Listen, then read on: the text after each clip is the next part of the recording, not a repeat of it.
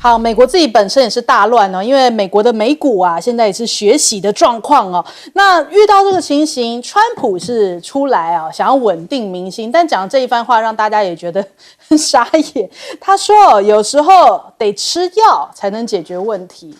我们来听一下。Sometimes you have to take medicine to fix something. We have been treated so badly by other countries because we had stupid leadership that allowed this to happen.Hundreds of billions of dollars is pouring into our country. We started because I put tariffs on. 所以川普就被吐槽，那你自己吃药没有啊？有人说他吃药才能够解决问题，那你现在这样子搞乱全世界，你吃药没啊？所以你看到哦，这个4月5号一整天，美国全美50州哦，还有欧洲很多国哦，都已经爆发了这个反川普运动哦。在洛杉矶，我们看这个空拍的画面，这样子看下去哦，抗议者就持着花式的标语来抨击川普跟马斯克，在缩减政府啊、移民啊、关税这些行动啊。那参与者表示呢，川普正在撕裂这个国家，正在夺取美国人的这些资产哦。那是不是川普这次也会逼到动用国民兵来这个压下来所有抗议的声音呢？那更可怕的是哦，其实也出现了一个末日消费景象哦。美国人现在已经在疯狂囤货，包含了家电、汽车啊，然后食品、杂货，甚至医疗用品啊，因为药品说也要涨关税嘛，所以有些人担心啊，接下来药会不会很贵啊，会断啊，所以现在开始全面性的在进行囤货跟抢货模式，很多的货架都出现了这个空货潮，所以他们不是在卖场抢货，就是在街头抗议啊，所以整个美国已经出现了一个乱局啊。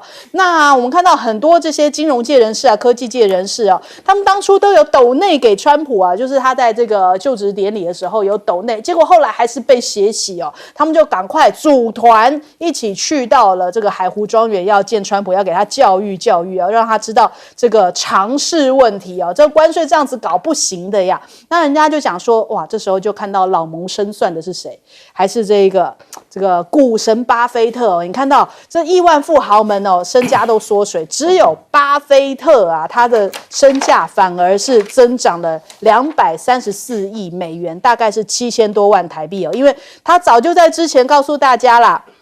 现金为王，满手的现金哦，他就说先不买股票哦，所以当时他就是不是已经预料到目前川普这个状况了？那还有人家在讽刺啊，就说这次对等关税竟然还连这个企鹅栖息的荒凉之地都没有放过，就对企鹅科了关税，所以大家就开始做梗图啊，就说企鹅前往白宫抗议哦，还有企鹅被科关税是因为没有跟川普跟范斯说谢谢，然后企鹅持着大刀要对应关税，我就想说这个网友都看不下去，为什么连这种企鹅住的地方你都要科对等关税呢？到底是怎么回事哦？那所以现在连他们自己本身内部的内阁其实都出现了矛盾的声音哦。有一说啊，就是说现在目前美国的财长啊，其实贝森特都已经有传出想走人的这种消息哦，因为他觉得这个整个决策过程哦，他是被摒除在外，让华尔街觉得很讶异，就说啊，竟然不是贝森特的意思哦，那到底是谁的意思呢？我们看这个英国卫报就有报道啊，其实他们现在一些内阁的成员哦，在周日纷纷上政论节目要替川普护航啊，但是官员们的口气却不一致哦，安抚的这个状况适得其反。像是这个美国的商务部长啊，卢特尼克就被问及的时候，他就说有没有可能会延后跟这个延后关税，以利跟其他国家来进行谈判，他斩钉截铁讲说不会延后，也会维持不变哦。但是财政部长跟农业部长却是持相反的观点，所以看起来好像大家的观点并不一致哦。也就是说，内阁可能不见得每个人都了解这个关税执行的状况，有一说是在执行发布之前的几个小时，川普才拍板定案的，所以大家也不是太了解，就这样仓促上路了。那现在马斯克也罕见的公开了这个不支持的声音哦，他是觉得说，这个应该是要跟欧洲建立这个零关税，他就讲说这个纳瓦罗这个政策是完全的错误。那你看到还有一些美国媒体在讲啊。71天，已经摧毁了美国30年的霸权哦。川普的这个关税已经显示美国的时代结束了。再来，欧洲也开始持续有出现反击的声音哦。欧盟现在他们投入了这个中国大陆跟加拿大的行列啊，要开始反击川普的关税哦。那他们其实呢，主要是要拿这个美国的科技巨擘来进行一些这个主要关税制裁的对象，连英国也打算要出手哦。就是他们说，这个月底前，美国不降10%的基准关税哦，英国就要对美国反苛征关税来进行报复。那英国现在也在讲，现在看起来已经是一个全球化时代的结束了。川普真的是搞乱了全世界啊！我们先来问一下亮哥，你可以看到他这个决策啊，我觉得就是完全按照纳瓦罗的想法在做。纳瓦罗还上了电视啊，说：“哎呀，你们现在买股票啊，那会涨回来到5万点啊。”在电视上这样讲，我觉得就是用了疯子当白宫经济顾问啊。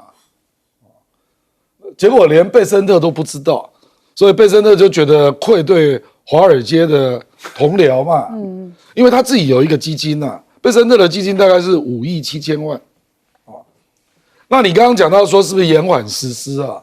那个人叫做 Bill Ackman， 他是伦敦的一个那个潘兴广场基金啊，这是比较大的基金。那他的基金已经暴跌了26%。他讲的意思实际上是很有道理的啊，他就说，这个显然是要跟各国协商才会有最后的结论。对，而且美国的公司安排供应链的调整也需要时间。对。所以你为什么不延缓实施呢？那结果我就去看他下面的留言啊，一大堆留言说这是不可能的，因为川普把这个当作谈判策略。川普的谈判策略我是教过的，他就是极限施压，所以极限施压如果没有得到最好的结果，他是不能退的，退了局就破了。所以中国大陆，我觉得中国大陆很聪明啊，第2天就直接杠上。结果川普现在延缓了3天，奇怪，你怎么还没加码？你鲁特尼克不是说只要报复我就加码？那赶快对中国加码啊！中国54%嘛，你赶快给他加到80%啊！你怎么没有加码呢？已经3天了，我还没有看到川普加码。那川普反而讲一些风凉话，说：“哎呀，你只要同意 TikTok 交易啊，我就可以降个20%。”我觉得这里就是证明它是假货了。TikTok 交易关税可以降20%啊，那54%是随便喊的，是不是？所以我才说他是挂羊头卖狗肉，他才不是要关税谈判，不是了。他真正的，实际上已经有人发表文章在福斯新闻哦，那个经济学者叫 Rotner 啊，他说他真正要的就是降息啊，然后今年的国债要解套了。这个才是真的了。还有那个桥水私募基金，那个他也出来讲了，那达利欧也出来讲了。他说川普才不是要关税谈判，你们不要被他骗了。他要的是什么？亚洲货币贬值了，升值了，亚洲货币升值。所以他真正要的项目都是金融啊，美债解套，短债换长债啊，然后这个亚洲货币升值啊，让我美国可以减息，那降低我国债的利息的付出的压力，然后让我美国的出口可以增加竞争力。这才是他真正要的。好，来请教季老师。事实上，纳瓦罗事实上他所有争议的焦点都集中在他身上，而且我想大概就是说了解白宫内部政策决策的这个过程中的应该都知道就是纳瓦罗。所以马斯克才会把炮口针对他。马斯克出来讲说我要自由贸易、自由市场，然后呢要跟欧盟建立什么自由贸易关系。然后他直接批评这个纳瓦，他说他是自负大于他的智慧。那结果纳瓦罗在电视上讲得非常非常的激动他说马斯克他只是个卖汽车的，他知道不多他应该如何。所以现在事实上在白宫的最高层的这个决策层现在已经显然是分裂了。那到底谁对呢？我想这些就是说在真的就是说学术的这个圈子里面可能跟那个实务的，像马斯克这种人是有很大的差距。那可是这里面有一个投机分子就是 Lutnick， 就是美国的商业部长。事实上，他昨天晚上就被美国媒体访问，美国媒体一开始就说，现在这个情况你们要怎么解决？难道你觉得这个股票如果再跌下去有什么，还会跌多久？你有什么看法？他不回答，他说我们现在面临的是一个国安的问题。哇塞，这很像我们这个我们在台湾这些人，什么都是国安问题， 对不对？其实处理不了，搞出烂摊，这是国安问题。他说这个是个国安问题，你难道不知道吗？我们美国长期被这些我们的所有的贸易对象怎么样霸凌，赚我们的钱，我们的什么产业外流，我们的什么都外流，讲了一大堆国安问题。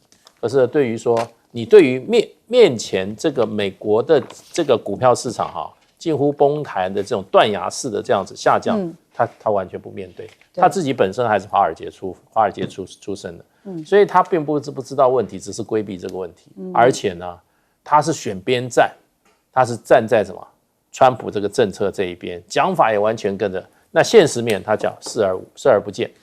刚刚讲到川普在昨天在这个飞机上，他的这个什么空军1号上面，他现在坐飞机都带一瓶记者所以其实对新闻界是非常好的。不过他今天有一个女记者问他说，一问问题他说你是哪个媒体的？他说我是 Bloomberg， 然后他就说下一个，又不会了。他后来说你问太多问题了。那川普事实上对于中国大陆的报复他事实上有一点支支吾吾，我想是出乎他的意料之外。所以呢，他现在知道中国大陆这一击对他整个政策来讲是很重要的一击，而且中国大陆等于率先发难这个情况对美国是很不利的。好，来请教赖老师。我就顺着文吉的话讲因为川普的意思就是说，他可以跟中国大陆达成协议只要那个中国大陆不要赚他那么多钱。那事实上，这个大陆的立场很简单嘛，那我们就回到2018年之前。回到2018年之前，就是大家的关税都回到原来的关税基准。然后当时我承诺会给你多买一些东西，包括你的原油、天然气、你的波音、你的一些农产品，大概2000多亿。当时有签贸易协定，有签这样的一个协议。但是前提是我们的关税要回到2018年之前。川普本来很开心嘛，拿了大订单，还没有科技战。对，川普那时候很开心，他拿着那个大订单回去以后说：“你看，我跟中国大陆谈下2000多亿的这个贸易。”结果民主党嘲笑他说：“那还不是一次性的？那明年呢？后年呢？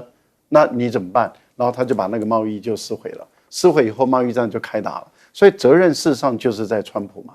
那你现在川普，如果你说你又想回来跟中国大陆再来谈，中国大陆的立场还是很简单，回到2018年。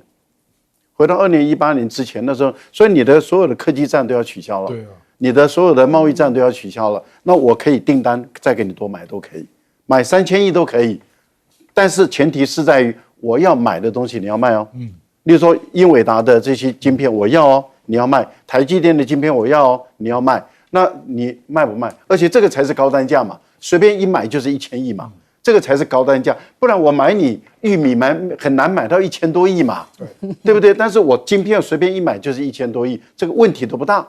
问题就在于你川普愿不愿意回来。现在的情况是双方的列车都在开，然后现在川普也说我们愿意达成协议，然后中国就那谁先来谈嘛？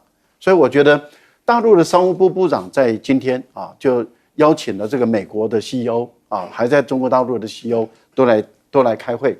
开会的时候就谈到说，这一次贸易战不是中国挑起来的，是你美国挑起来的，所以责任在美国，绝对不在中国。我想要明是非、明道理。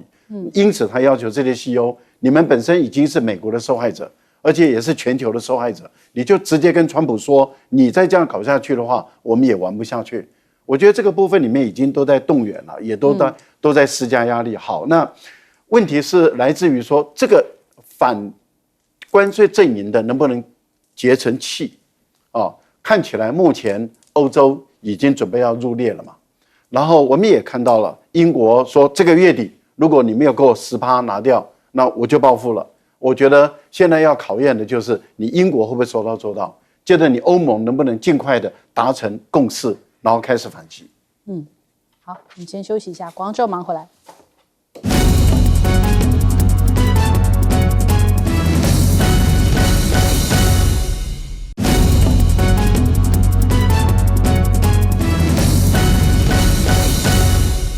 好，现在中美之间真的是已经开启了这一场世界级的关税大战了。因为美国这一棒过来，那中国大陆立刻重磅回击，而且还是乱棒打回去哦。那我们来看看这个川习会是不是会因此受到影响？因为现在目前看起来，华尔街日报在讲说啊，本来是有意两人在6月来举行生日高峰会哦，但是呢，南华早报讲说这个习川恐怕呢，这个现在只是指闻楼梯响，应该不会那么快见面了。那再来，还有人民日报也发声了，就讲说现在面临到这个美国在现有基础加征关税哦，他说天塌不下来哦，随时准备好一些这个降准降息的货币政策，有充分的调整余地哦，就是安定现在目前大陆整体的一个经济局势，已经做好了万全准备啊。那还有一些媒体在讲说，这一次其实中国大陆的稀土反击啊，他们用一句话来形容，叫做直插美国军工的心脏啊，是一个非常精准的反击哦。因为呢，这些稀土哦，这个对于一些美国的一些稀土的公司高管讲，这份清单是经过战略考量的，每一项都瞄准了美国经济的要害，所以真的是把川普给打傻了。这一棒回击的，真的打得他七荤八素的。那这些稀土还用在像是光学雷达器啊、雷达设备哦、这个风力涡轮机啊这些高性能磁体以及这个喷气发动机的涂层啊，这些非常先进的领域，其实如果一旦禁止出口到美国的话，这是对美国来说是一个重伤的状况。那所以我们看到现在包含了这个《华尔街日报》啊、BBC 都在讲说，这个中美之间的沟通急动哦，看起来已经陷入了以牙还牙的报复循环，甚至 BBC 形容这个现在是中美现在互掐脖子、互不退缩哦。那看起来这个全球看到这个形容中美两头大象在打架哦，那其他人真的是要赶紧啊，这个求自保啊。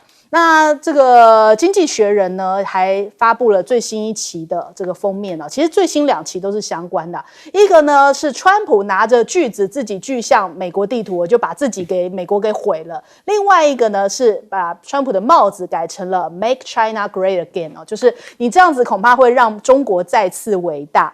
那美股的大崩盘呢，你看到贝森特出来讲说呢，这个跟我们的这个 MAGA 的政策没有关系啊，这是 DeepSeek 的原因啊，竟然可以扯到说这是1月底的1月这时候那个 DeepSeek 上市啊，就开始跌了，所以这并不是什么奇特的现象，竟然可以这样子用回溯的方式甩锅给中国大陆哦。那我们看到《华尔街日报》讲，其实欧盟现在面临到美国的20%全面关税哦，可能会推的这个把欧盟跟中国大陆推得更近哦，那转而这个投向中国大陆啊，那他们之间现在已经重启了这个谈判的措施哦，是不是反而会让美国更加的边缘化？再来，大陆也借此拉拢一些美国的盟友哦，未来可能会呈现一个没有美国的半全球化，那美国就要变成在这个全球化之外了吗？那再来，我们看看。破除了中国大陆的滤镜哦，甲亢哥今天是到了长沙，长沙从下午4点钟哦，等一会儿就要开始进行直播了，因为现在大家都在期待啊，他要跟大张伟见面，因为他当初就是听到大张伟的那一首阳光彩虹小白马，然后里面的那个，然后他就觉得说，是不是有歧视性的言论？后来才知道，原来这个是中国，我们常常在讲话的时候就会讲，那个什么就是我们的一个语助词。后来他才发现，然后反而就变成被大张伟圈粉。然后这一趟他去到中国大陆，都一直还没有跟大张伟见面。但是大张伟在直播当中讲说，他会跟甲亢哥有一个安排，因为大张伟大家知道说他在湖南卫视这边也是在长沙这里嘛，是不是会有可能在长沙进行这个梦幻联动呢？所以大家也在关注哦。那前2天他去到深圳的时候，除了买华为3折机之外，甚至他还体验了一下这个无人驾驶直升机哦。我们来看一下这个画面。Why do I be doing shit like this? Why do I do stuff like this? I'm in a flying car, the first person to drive a flying car in China. No, hold on.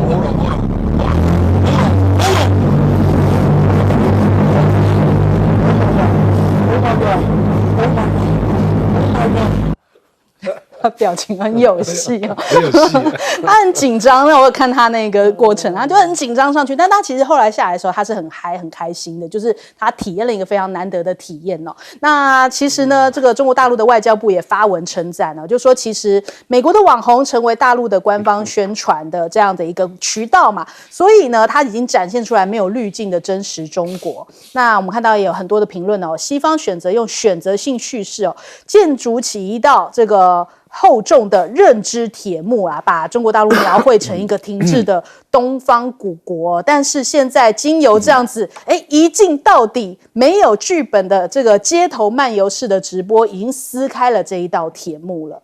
那首先我们来请教一下亮哥，先讲一下甲亢啊，因为 iShowSpeed 我还去看他的英文网站，他平均一个片子中国的部分大概都400到500万，所以宣传力真的非常惊人，那因为这个绝对没有办法造假，这是一镜到底，而且连拍4到5个小时，所以这个就是最真实的啦。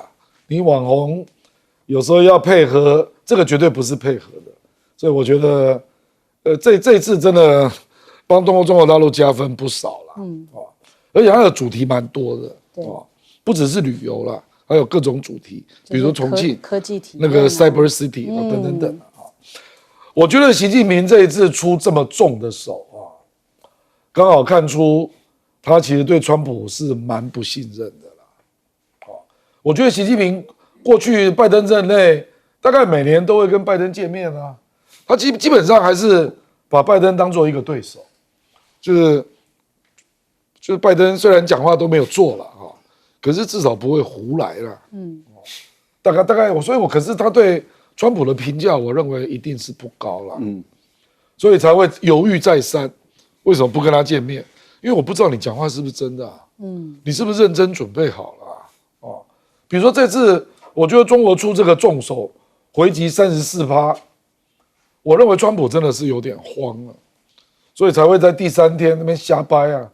你就 TikTok 同意交易，我就给你减个20%。有人这样搞的啊？你这个太不严肃了吧？54% TikTok 交易就可以减20%，我真的不知道该怎么跟你对话所以我是觉得，如果是这个情况，我坦白说，两个人在近期内见面是难以想象，应该6月都不可能。不，因为5月9号习近平要去莫斯科嘛，那个时候还有2战的议题，对不对？那现在反而比较热络的，反而是中日韩 FTA 现在就你刚刚讲到的嘛，就是说你导致了美国之外的全球的国家抱团取暖大家好歹也增加一点贸易额嘛。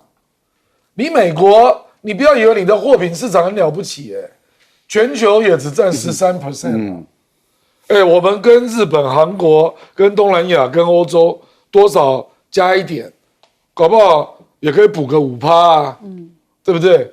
所以我是觉得川普真的太高估自己的能量了啦所以你看中国跟那个欧盟立场也很硬啊，他说我就针对你的数位服务业还有金融服务业，我来征特别税，这表示也不让啊。然后马克龙出来鼓吹大家，我们暂停对美国投资，也不让啊。对，所以，光是中国这样挺住我觉得跟欧洲如果也挺住了，那就会形成另外一个圈子嘛。对。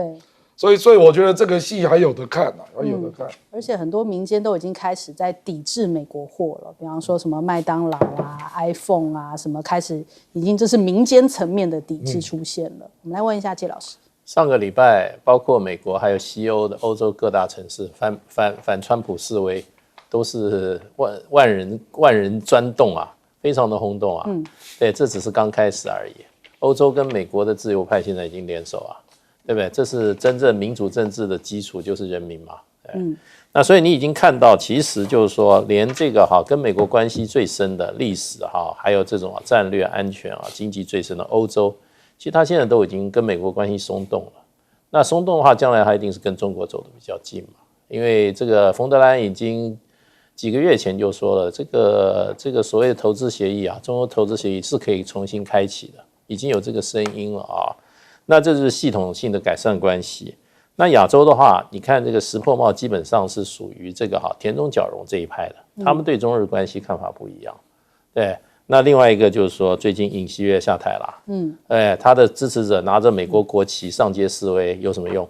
对，他的支持者说我们被美国出卖了，美国没来救我们。对，所以就是说，再接下来就是东北亚了，那东南亚更不要说了。东南亚，美国积极拉拢的越南，现在被课了46%的税。你这越南还敢相信你美国吗？被伤的最深，对不对？南亚的话，你看这个莫迪不是都已经政策都改了吗？都在慢慢都在改变哈，所以中国大陆其实会慢慢会有很多国家的期待哈，都会加到中国大陆。那对中国大陆这一次这个决策，我觉得它40小时之内就出来啊，其实它老早就已经有备案了。对。那这个政策要制定的话，一定利弊，他都已经做过很深入的分析了，不是这种什么一时之起啊。我觉得他考量有多点，第一个就是说这个正好对中国大陆最期望的国内的经济转型结构转型这是一个外来的助力，因为中国大陆一定要加强所谓这个内引擎、内需引擎，这个可能是一个外来的助力。把这个海外对尤其美国市场的依赖把它减轻，当然要去调整一些调试的时间。第二个就是说，他要借这个机会给川普一记重击。事实上除了在经贸上展现决心之外也让川普知道你如果说要进一步怎么样挑战中国的这个核心利益的话中国大陆绝对是完全是不会做任何示弱，而且是加强反击。比如说台海的问题，以及南海的问题，这个都会影响到川普对于中国的这个所有的这种反应的认知，改变他对于中国的刻板印象。那第三个就是说，它可以提升中国大陆他这样一做可以提升在中国大陆在国际社会、国际政治中心的这个地位跟影响力。因为中国大陆40小时我根本就不把你美国的这些制裁当一回事。表示自己的实力够你这个不是虚的，你有实力。那这个实力事实上很多国家还不太敢这样做，连欧盟到现在都不敢这样做，你看还在开会。所以我觉得对中国大陆来讲的话，这是一个历史性的转捩点。我觉得也就是说东升西降讲了半天这一次这个做法这是最具体的一次。硬气。对，最具体的。好，赖老师。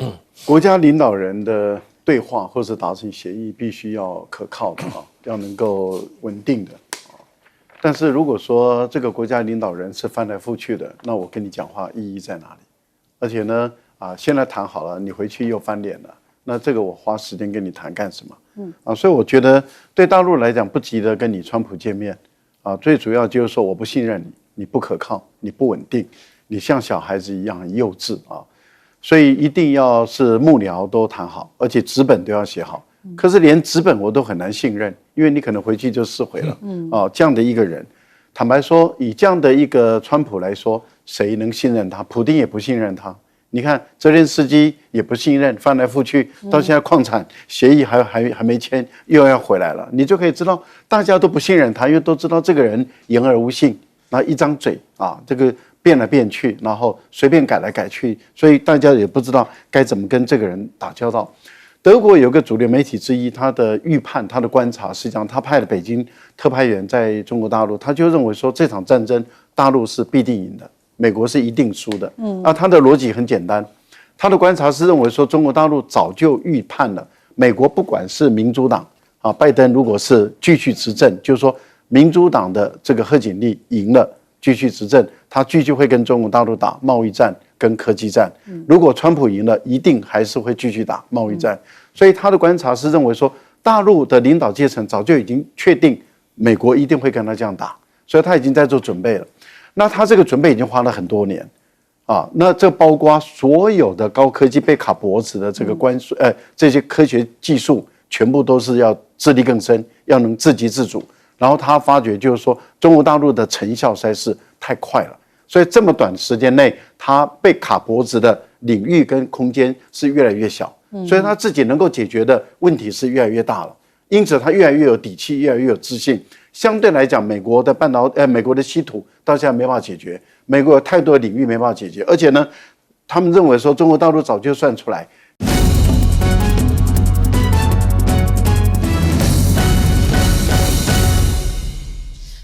欢迎收看《新闻大白话》，我是主持人翟轩，马上欢迎一下这个阶段加入我们讨论来宾，前大使谢文吉，翟轩好，各位朋友大家好，国际事务专家赖岳谦。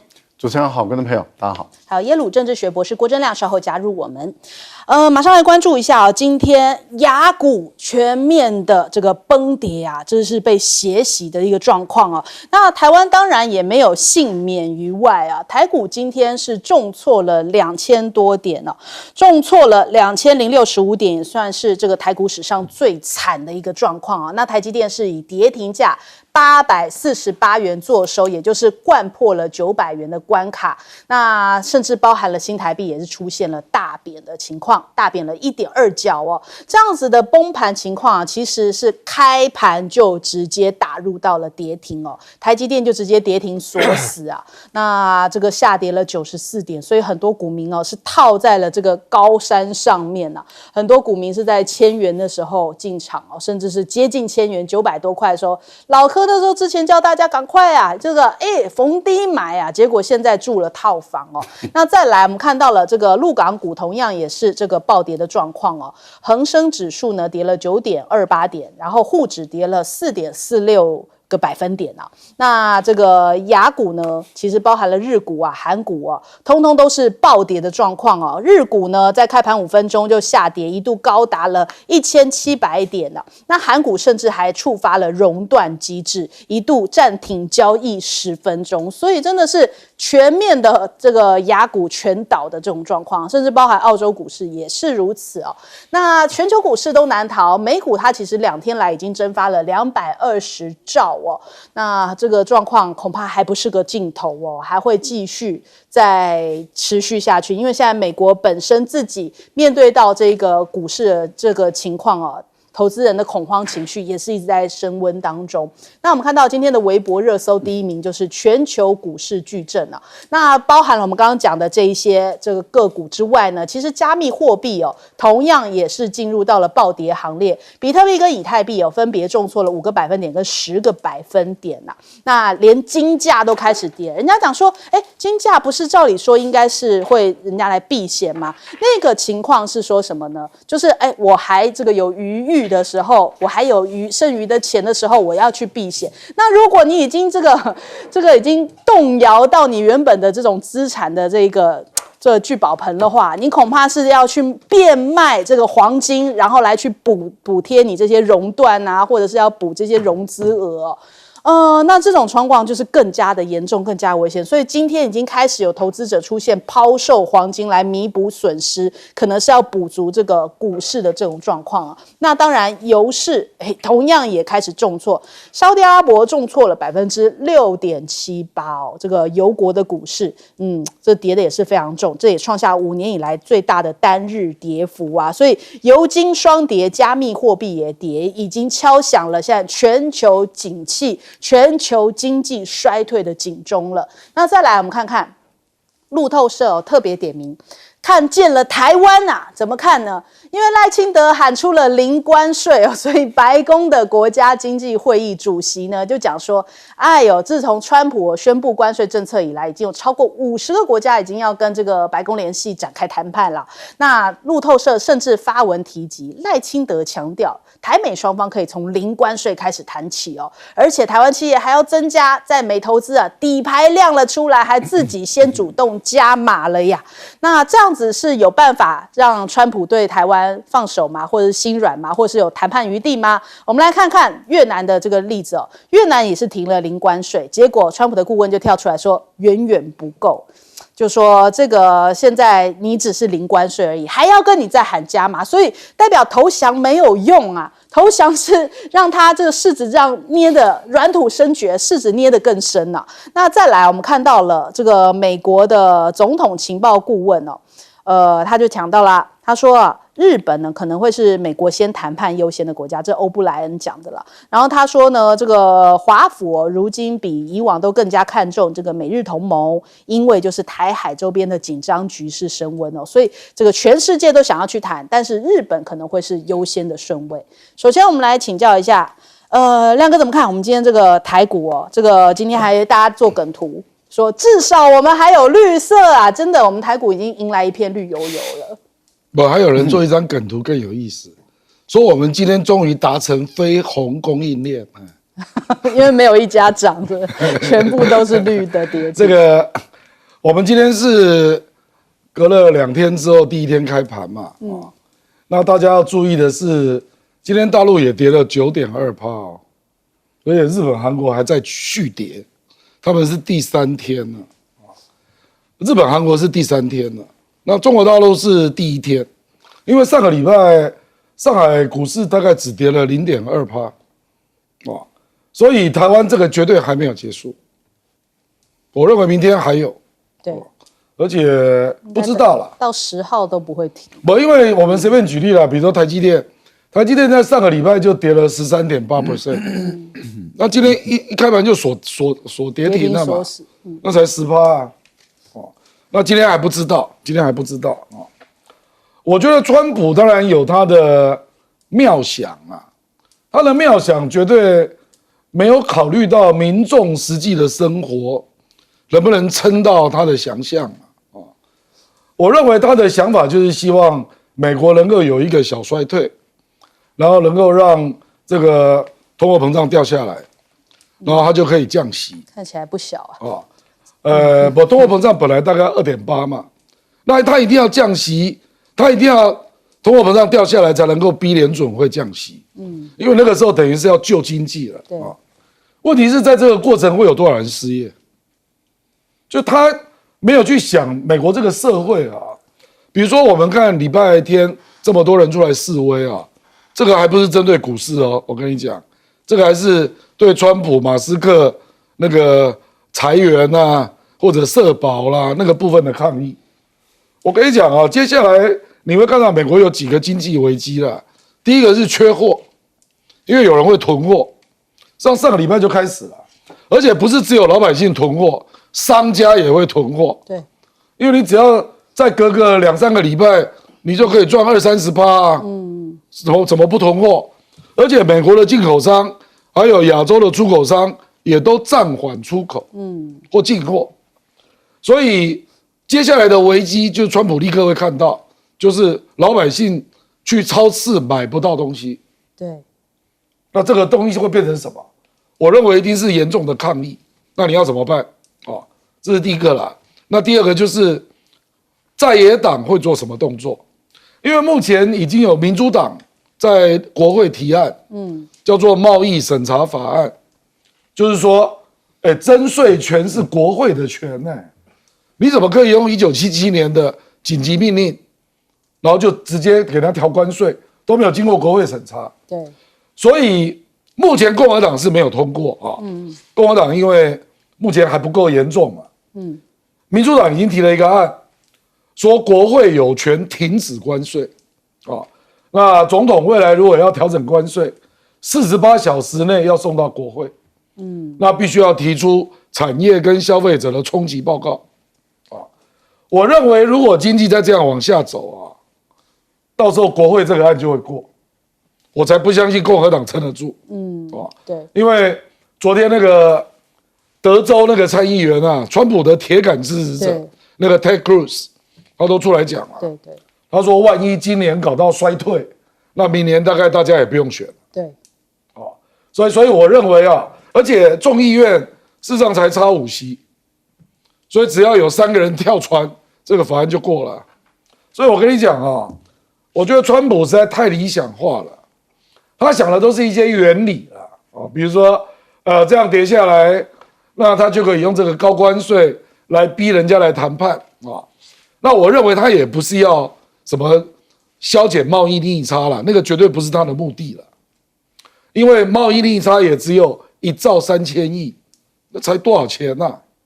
川普要的不是这个了，川普要的是美国国债今年到期，美国的国债是36.2兆啊。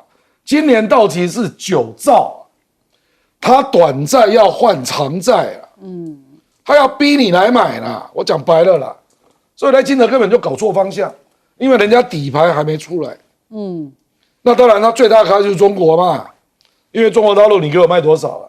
你从1兆3000亿卖到7000多亿，你给我补回来啊！我看他大概要中国买1兆美债了，不是说买，是短债换长债。我想这个才是他真正的目的，因为有人算过，美债的利率只要降0.01啊，短债换长债，他就可以1年就可以省100亿了。我认为这个才是他的真正的目的了。可是呢，目前看起来中国是不理他嘛。我认为他也不容易得逞。好，请教季老师。其实现在这个状况这么严重哈，川普嘴巴还是很硬，他的这些幕僚顾问啊，嘴巴更硬，对，所以就变成就是说还互骂，就是说纳瓦罗，也就是白宫的这个贸易顾问啊，已经跟马斯克已经开始对骂了。对，因为马斯克显然不赞同这个政策，马斯克说我们希望关税都变为0，所以我们希望跟欧盟成为什么哈？成为自由贸易协定。我们成为一个共同的一个自由市场。那川普的顾问就是说，他说这个问题没有解决啊。他说你知道这个川普自己讲，川普昨天在飞机上又说，他说欧盟比中国还坏，为什么？他说他赚我们的钱赚的太多了，他是赚了大概2000亿啊，去年赚了美国2000亿。他说啊，我们买他们的汽车。Mercedes、BMW 啊 ，Volkswagen 啊，什么都买，他不买我们的汽车。然后呢，他的农产品我们什么都买，他不要我们的农产品。他要的是什么？川普现在要的是什么？川普现在要的就变成大家的贸易账面算起来啊，起码你不能赚我钱。那怎么做得到呢？对，完全做不到啊。所以欧盟所以现在不动声色，因为川普的态度还是非常强。然后再加上来就变成川普还是对所有这些国家来讲，他说这个没有用的。他说你跟我零关税，我跟你零关税没有用，关键在怎么样？就刚刚这个美国的这个也是川普政府纳瓦罗他出来说，问题是你们存在很多非关税的这个诈欺贸易欺骗，所以今天这对越南讲，越南说我跟你零好不好？你美国进口货我通通是零关税好不好？那结果呢？他说不是啊，问题是你赚我了1200亿，你是用诈欺手段的，所以呢要把这个诈欺手段怎么解决？越南怎么解决？解决不了啊，所以这个问题我觉得还会卡下去。然后呢，美国的现在整个的这个股市已经蒸发掉6.7兆美金嘛，对不对？2-3天之内，那事实上的话，只有美国的内部的压力啊。才会怎么样？才会造成川普的压力。看起来外部不管是求饶的也好啊，还是怎么样玩硬的也好，对川普来讲，他现在软硬不吃。那他的东西，他要见到什么？他要见到，他说我已经收到很多了，我已经得到，我们已经得了7兆美金的投资了。哇，上个礼拜才讲6兆，那没有任何变化，再又多出来1兆，不知道从哪里出来的。对，然后他说我们还赚了1兆美金，所以这些股民的这些台湾、美国老百姓可损失我这个抽了1兆美金的税都可以 cover， 那问题就变成好了，你今天变7兆，如果照算的话6兆好了，你股票已经蒸发了6.7兆了。对，所以我觉得现在这个只有怎么讲呢？美国以外的国家大家怎么样？互相有一个联保的运动，互相怎么讲？有一个共同的立场，才能够改变美国的社会。然后另外一方面，让美国的这个社会内部的力量去改变川普的这个怎么讲疯狂的举动，要不然的话，这个经济来讲的话，真的是不太乐观。那时到如今我们股票跌了那么多，我想请问一下，我们现在能不能怀疑美国？那个盘后台指期，继续杀7.6%。对啊，盘后还继续杀，这就叫做喋喋不休啊。我们是不是还要继续相信美国？好，我们来问赖老师。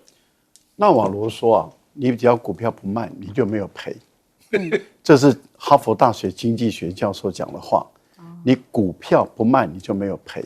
哇，郭婉容好像也讲过郭婉容这个是哪一门的经济学家？股市就是我们融资进出的一个，然后我们每个人有的时候会这样需要钱，那样需要钱。我们一旦你需要钱的时候，你要不要把股票卖掉？而且你的公司的整个股市市值一直在下跌的时候，你公司的资产的规模一直在减少，可是你的人事资本的支出并没有减少啊。你不会因为股市一下跌你就裁员了，你的人事支出成本一样，你的生产物料的成本一样，行政支出成本一样在增加，而你的股市的市值一直减少，你要花的钱一直在出去。然后你的投资，你有些地方是用公司债啊，公司债你要不要还？公司债要还啊，公司债要给利息啊，你那些资金头寸怎么调来？所以讲的这种没有知识的话，没有常识的话，还哈佛大学的经济学的教授，我都不晓得他教出来的学生会是什么等级的学生啊！这个实在是令人匪夷所思。也就是说，为了捍卫他的老板，都已经脱离了任何经济所有的知识了。坦白说，这个就是人类最大的悲哀，也是美国最大的悲哀，就是知识分子为了官位，为了捍卫他的老板，然后呢，连任何学术上、科学上的真理都可以抛弃，这个才是美国人、读书人最大的悲哀。那我们再问一个问题啦，那既然有一些国家像日本啦、韩国啦，或是越南啦，甚至台湾啦，都说我们不会报复，那不会报复，美国人还要跟你谈什么呢？那我的关税就定了嘛，就是原来的关税上我已经叠加上去了，例如说台湾就是30多嘛，那叠加上去以后，你既然不会报复，那就没什么好谈的嘛，那就按照这样做嘛。那你还要再去谈，你要再去谈，那对美国人来讲，你要来找我谈，你要让什么利？也就是说，你不报复，那我就按照这样做了。对，那你要再来找我谈的时候，你要把利降到什么地方？然后越南说我把关税降到最低，降到0。如果说赖清德也说我们把关税再降到0，然后来换得什么？那对于川普来讲的话，你关税降到0，你要来跟我换什么？换我关税降5%给你啊，然后你关税给我降到0，但是这个不是我要的啊，我要的是什么？我要的是你工厂搬到我美国来，你工厂搬到我美国生产制造出来了以后，再用高关税，你要低关税，我再卖给你，你的东西卖给我还是高关税，那也就是逼着你的工厂都移到我的家里面来嘛。那也就是你要把资金、把技术都移到，把工厂都移到我美国，移到我美国创造我美国的这个制造业，因为我美国的制造业已经没有了嘛，我现在要重新创造制造业，所以你日本、韩国、你台湾都要来。那我们台湾的制造业移到美国去，台湾还剩下什么？所以我是觉得赖清德们，你们把脑袋弄清楚啊！你不要因为越南人这样搞，你就跟着他这样搞。川普要的是什么？川普要的就是你制造业给我搬到美国来。我要今天改口，不然你给我一大笔钱也可以。那笔钱怎么给啊？央行啊。所以我们台湾真的只剩下音乐跟润饼了。你先休息一下，广告之后马上回来。